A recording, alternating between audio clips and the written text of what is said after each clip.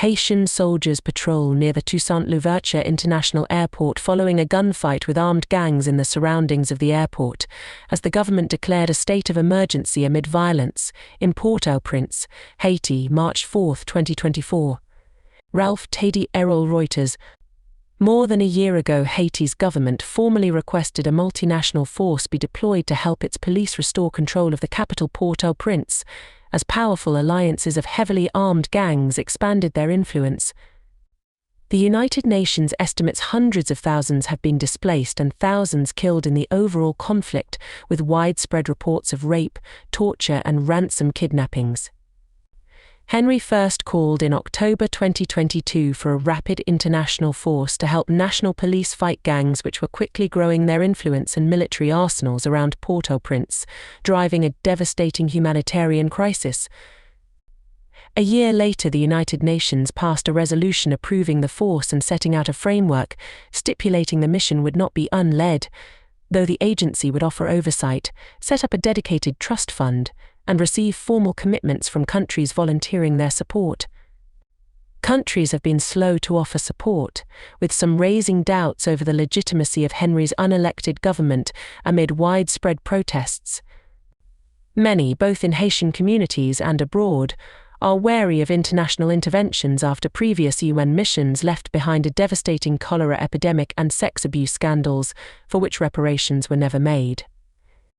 Kenya offered to lead the force last year, but a court ruled it needed a reciprocal agreement from Haiti.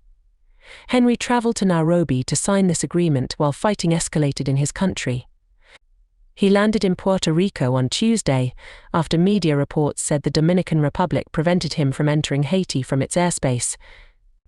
The UN last month said 5 countries had formally pledged troops to the force, Benin being the largest known contributor with 1,500 personnel.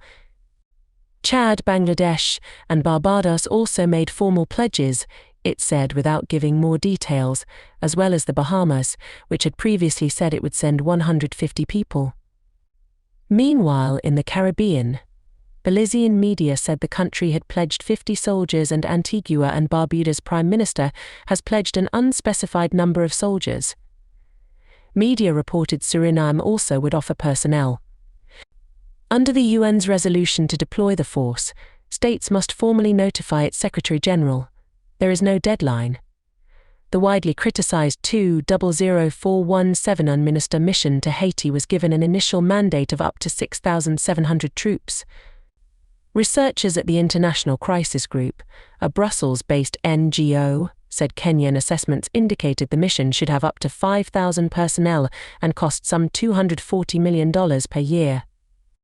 The United States is the largest known financial backer, having pledged up to $200 million. The US has said Guyana has also pledged funds without saying how much.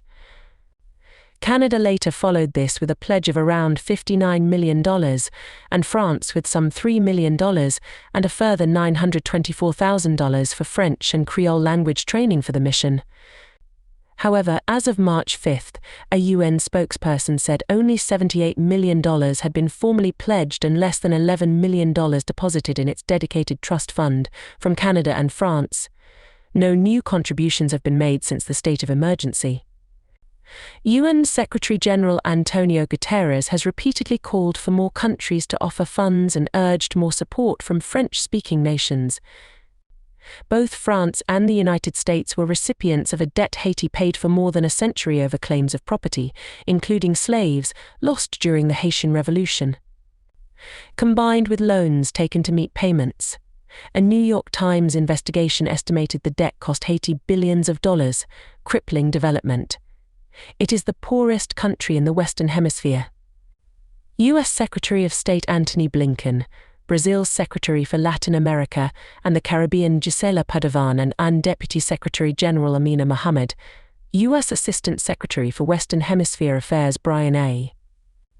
Nichols, Haiti's Foreign Minister Jean-Victor Genius and Kenya's ambassador in Brazil Limarin Canto attend a meeting on Haiti titled Rising to the Challenge on Haiti Multinational Security Support Mission Ministerial Meeting.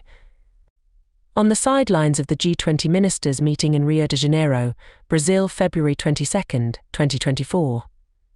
Reuters.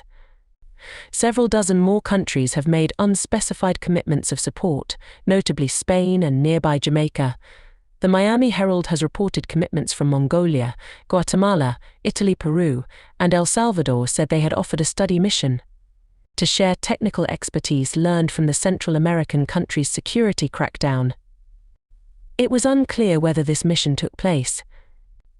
The neighboring Dominican Republic, while calling for deployment, has been clear it will not participate in the force, and its president has said he would not allow Haitian refugee camps on its territory. The country, which shares the island of Hispaniola with Haiti, has deported tens of thousands in the past year and does not allow infants of Haitian migrants born in the country to have Dominican nationality. The UN has authorized the so-called Multinational Security Support Mission to take all necessary measures against alleged gang members while collaborating with Haitian police to secure routes for humanitarian aid and ensure stringent measures to prevent further rights abuses. Sinisa Vukovic, a senior conflict lecturer at Johns Hopkins University's School of Advanced International Studies, said that while the UN mandate allowed for the use of force against perpetrators of violence towards civilians, it was unclear what limits donor countries would impose on their troops. Vukovic pointed to acts linked to minister peacekeepers that resulted in the deaths and injuries of dozens of civilians, justified at the time as self-defense, but he said this suggested the mission had not been fully prepared to counter violence while keeping civilians safe. The real question is what will be different this time, Vukovic asked. It is obvious that this will be a patched-together mission, shaped and conditioned by the political will of contributing countries.